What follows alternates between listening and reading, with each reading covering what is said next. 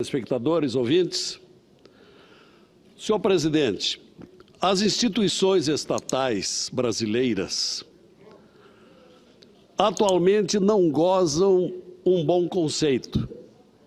Os poderes constituídos têm sido muito criticados. Todos os brasileiros estão aí a ver e a fazer coro. Quase numa mesma proporção esses poderes constituídos, executivo, legislativo e judiciário. Mas nada mais decepcionante, pelo que tem mostrado a sensibilidade das pessoas com relação às surpresas que tem nos dado o poder judiciário, que sempre foi uma esperança de justiça, por sua moderação, seu equilíbrio, a isenção a envolvimentos políticos, etc. Só que isso não tem sido assim. O judiciário tem dado margem seguidamente a desencantos populares, em generalizadas decisões, e se permitindo centrar aqui no que é mais notório, por exemplo, nas decisões do Supremo Tribunal Federal, que tem liberado delinquentes, escancarados delinquentes em abusos com o dinheiro público. E, nesse particular, tem se salientado um ministro da Suprema Corte, que já se caracteriza pela pecha de libertador geral dos delinquentes. Um julgador que tem se mostrado avesso, por exemplo, à Operação Lava Jato, que tem mostrado verdadeira compulsão para soltar envolvidos, seja também nos escândalos administrativos do Estado do Rio de Janeiro, como no caso do chamado Barão dos Ônibus, de grande repercussão à época, seja na coleção de solturas de presos doleiros, como ainda aconteceu ontem, integrantes desses doleiros que foram do governo Sérgio Cabral, decisão que inclusive despertou a desconformidade do juiz federal Marcelo Bretas, que remeteu uma carta ao ministro afirmando que corrupção não pode ser vista como crime menor. Advertência que, no entanto, não foi ouvida.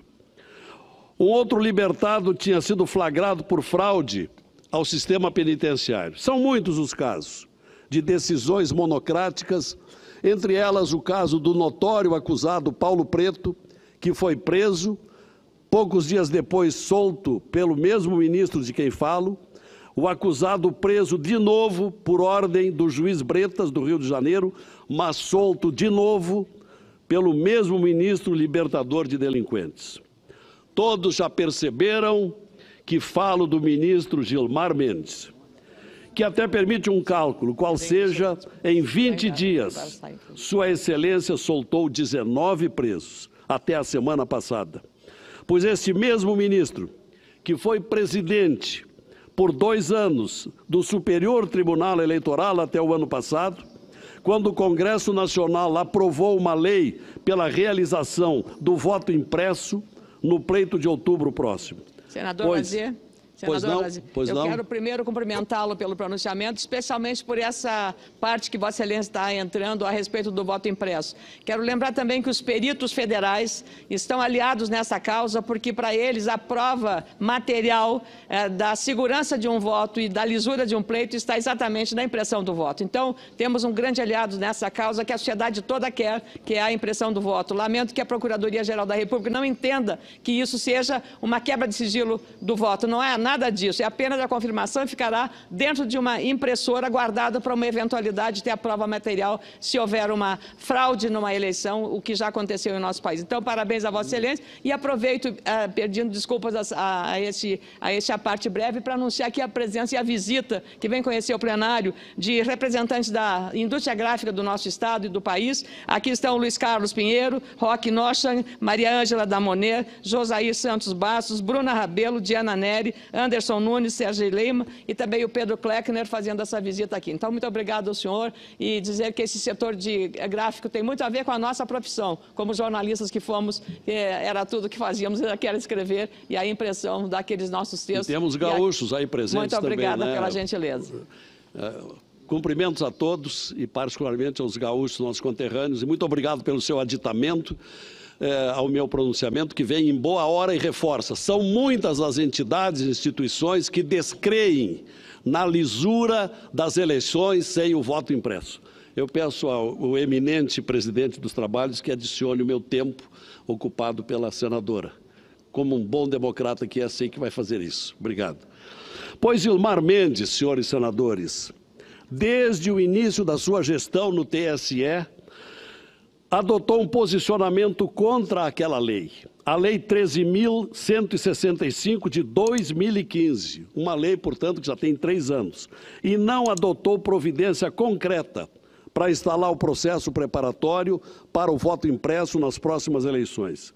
Nesse meio tempo, fazendo um pouquinho de história, a senhora Procuradora-Geral da República ingressou em juízo, arguindo uma ação direta de inconstitucionalidade da lei do voto impresso, que obriga 100% das impressoras nas 600 mil urnas do Brasil. Pois não é que a relatoria do referido processo acabou recaindo nas mãos do mesmo ministro Gilmar Mendes, o mesmo Gilmar Mendes de posição pré-concebida e conhecida, contrária, desde o seu tempo de presidente do Superior Eleitoral? E nesta condição e encargo, o ministro até agora, ao menos, não se declarou impedido, conforme rege a boa ética do Judiciário. Mesmo decidindo levar o processo ao plenário, o ministro Gilmar será o relator, portanto, vai proferir voto, nesse caso, contra a lei do voto impresso. Ora, tal comportamento importa num assinte à boa prática do Judiciário, particularmente a função jurisdicional do julgador. É lastimável constatar esse comportamento de um ministro do Supremo que já há bastante tempo não goza do respeito público e que causa enorme constrangimento a vários de seus colegas do Poder Judiciário. Gilmar Mendes vai julgar esse processo, também em causa própria, porque se houve omissão lá atrás, na época do eleitoral, se houve a hipótese viável da prevaricação, o envolvido era o próprio relator de agora, do projeto do voto impresso. Isto é muito estranho, para dizer pouco. Tem sido por essa diversificada situação conspiratória a credibilidade do Supremo, senhor presidente, que uma série de pedidos de impeachment ocupam a gaveta da direção do Senado Federal. Inclusive, entre os pedidos, são 9 pedidos, há um do renomado jurista Modesto Carvalhosa, justamente motivado pela presença do ministro na relatoria desta ação do voto impresso, um julgamento que será em causa própria.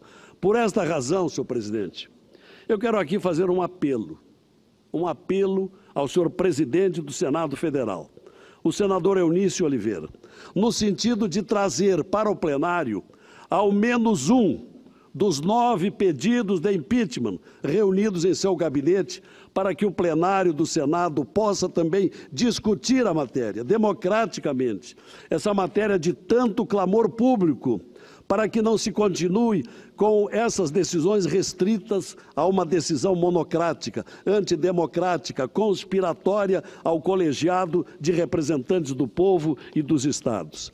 Que seja esta casa valorizada como instituição legislativa e que está ameaçada de ser descumprida, porque a lei é legítima, a lei do voto impresso, entre os outros tantos casos motivados pelo libertador geral dos delinquentes.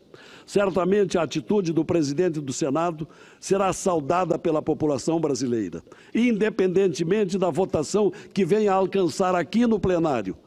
O parlamento precisa ser mais ouvido em causas que invistam na transparência legislativa, nas deliberações contra as mazelas que hoje aturdem gravemente a política e os políticos. É um apelo que certamente encontra eco na maioria dos brasileiros. É um apelo que fica aqui, senhor presidente. Muito obrigado.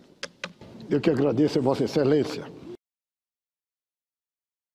Gostou do vídeo? Então curta e compartilhe com seus amigos. Ah, e não esquece de deixar seu comentário, hein? Conte pra gente o que você achou do vídeo. E para estar sempre informado, inscreva-se no canal e ative as notificações. Assim, você vai ficar sabendo logo que um vídeo novo for publicado.